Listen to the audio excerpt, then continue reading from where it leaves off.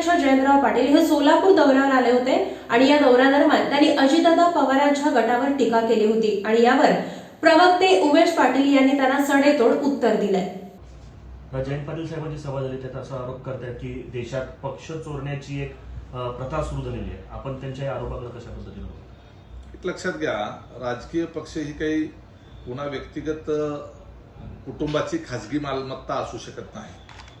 आपल्या देशामध्ये लोक भावनिक आहेत, त्यामुळे एखाद्या कुटुंबाबद्दलची वेगळ्या प्रकारची आत्मीयता आस्था निश्चितपणे तयार होते, त्याच्याबद्दल काही दुमत नाही. परंतु ही एक लोकतांत्रिक व्यवस्था आहे.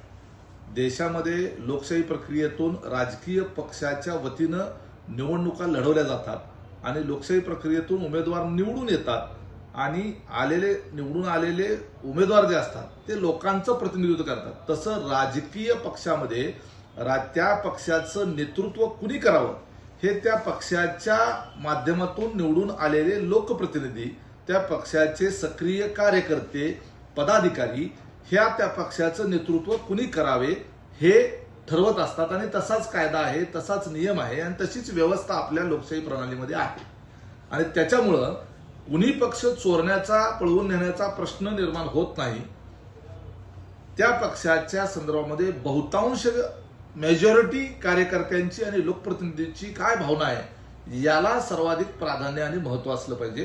त्यामुळे ते ज्याच्या बाजूने असेल ते लोकशाही लोकतांत्रिक प्रक्रिया मान्य करून जे लोकशाहीमध्ये काम करतात त्यांनी ती स्वीकारलं पाहिजे. पक्ष चोरण्याची आवश्यकता कुणालाही पडण्याची गरज नाही.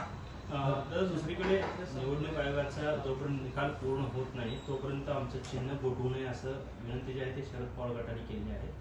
कुठेतरी आता त्यांना लक्षात आले का की आता आपल्या हातून पक्ष आणि चिन्ह जाते? निश्चितपणे कसं आहे की बऱ्याच वेळेला म्हटलं जातं की हा पेपर आधीच फुटलेला आहे, अशा पद्धतीचं काही वक्तव्य सुद्धा आली. म्हणजे निकाल अगोदरच यांना माहीत झालेला आहे. एक गोष्ट लक्षात घ्या की त्या प्रश्नपत्रिकेतली उत्तरं जी आहेत ती अगोदर शिवसेनेच्या प्रकरणामध्ये काय प्रश्न आहेत आणि काय उत्तर आहेत आणि काय अपेक्षित आहे आणि काय कायद्यानं असलं पाहिजे, काय नियमात तरतुदी आहेत, ह्या त्या न्यायालयीन प्रक्रियेमध्ये सगळं लक्षात आलेलं आहे. त्यामुळं राष्ट्रवादीच्या बाबतीमध्ये 90% लोकप्रतिनिधी जे आहेत ते राष्ट्रवादी काँग्रेस पक्षाच्या अजितदादा पवार साहेबांच्या नेतृत्वामध्ये आहेत. 90% कार्यकर्ते, पदाधिकारी, सक्रिय कार्यकर्ते जे आहेत ते अजितदादा पवार साहेबांच्या नेतृत्वामध्ये आहेत. त्याच्यामध्ये अशा प्रत्येक मुद्द्याला जे आहे ते गुणांकन आहे आणि ते गुणांकन जे आहे त्या गुणांकनाच्या आधारे जे आहे ते निवडणूक आयोग निकाल देत असतो आणि त्याच्यामुळं आम्हाला आत्मविश्वास आहे की आमच्याच बाजूनं निवडणूक आयोग निर्णय देईल. आम्हाला आत्मविश्वास वाटणं म्हणजे निकाल आधीच आम्हाला माहीत असणं असा जर अर्थ कोण काढत असेल तर ते दूधखोळेपणा आहे आणि वस्तुस्थिती नाकारण्यासारखं आहे. तुमच्याकडे जर तेवढ्या संख्येनं जर आमदार असतील, तेवढ्या संख्येनं लोकप्रतिनिधी निवडून आलेले तुमच्याकडे असतील, तेवढ्या संख्येनं कार्यकर्त्यांचे ॲफिडेव्हिट्स असतील आणि इतरही अजून काही अनुषंगिक बाबी जर तुमच्याकडे असतील तर नियमात सगळं असेल तर निश्चितपणे तुम्हाला अधिकार आहे सांगायचा.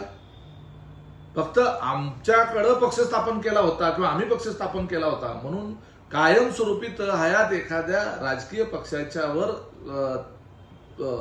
तशी मालकी प्रस्थापित होत नाही. काही खाजगी प्रॉपर्टी नाही. आपण बोलताना हे संस्थापक तुम्ही आठ म्हणून पक्ष तुमचा होत नाही असं बोलताय, एखाद्या कुटुंबाची मालकी असू शकत नाही असं म्हणताय की पवार कुटुंब किंवा शरद पवार साहेबांच्या नेतृत्वावर आपण प्रश्नचिन्ह उपस्थित करताना दिसत आहे. निवडणूक आयोगामध्ये देखील आज तोच मुद्दा उपस्थित झाला की त्यांची कार्यशैली जी आहे ती चुकीची आहे. ज्यांच्या नेतृत्वात आपण इतके वर्ष काम केलं असताना त्यांची कार्यशैली तुम्हाला चुकीची कशा पद्धतीने? एक लक्षात घ्या, त्याच्यामध्ये थेटपणे कार्यशैलीच्या बाबतीमध्ये आक्षेप नाहीयेत.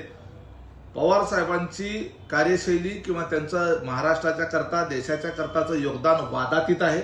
विशेषतः कृषी क्षेत्राच्या करता, महिला संदर्भात, अल्पसंख्याकांच्या संदर्भात पवार साहेबांचं योगदान कुणीही नाकारणार नाही आणि नाकारूही नये, आम्ही नाकारत नाही.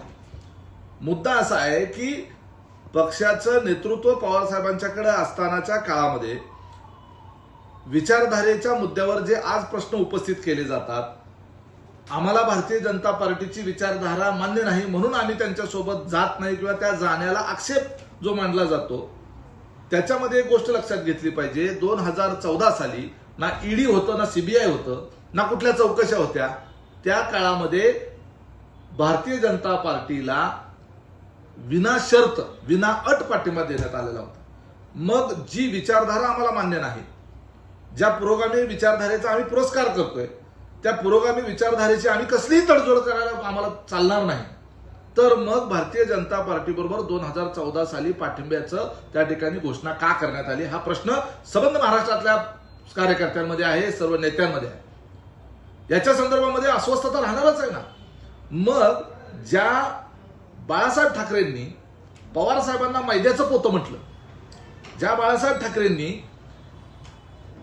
खायला नाही पीठ, त्यांना कशाला पाहिजे विद्यापीठ, अशा पद्धतीचं मराठवाडा विद्यापीठाच्या नामांतराच्या प्रश्नावर पवार साहेबांनी जे निर्णय घेतला होता त्याची खिल्ली उडवत दलितांची कुचेष्टा केली, तशाच पद्धतीची भूमिका नंतरच्या काळात उद्धव ठाकरेंनी घेतली. सगळ्यात जास्त घाणेरड्या पद्धतीची टीका टिप्पणी जर कुणी केली असेल तर बाळासाहेब ठाकरे आणि उद्धव ठाकरेंनी केली. आणि मग त्या उद्धव ठाकरेंना महाराष्ट्राचा मुख्यमंत्री करण्याच्या करता तुम्ही सर्वस्व पणाला लावून त्या ठिकाणी निर्णय घेऊ शकता, हा प्रश्न कार्यकर्त्यांना पडणार नाही, हा प्रश्न नेत्यांना पडणार नाही, हा प्रश्न देशाच्या समोर येणार नाही. त्यामुळे याची उत्तरं न देता आज असं म्हणणं की अजितदादांनी आणि त्यांच्या सोबत आलेल्या सर्व सहकाऱ्यांनी भारतीय जनता पार्टी बरोबर जाऊन विचारधारेची प्रतारणा केली, ही म्हणण्याचा नैतिक अधिकार कुणालाही नाही.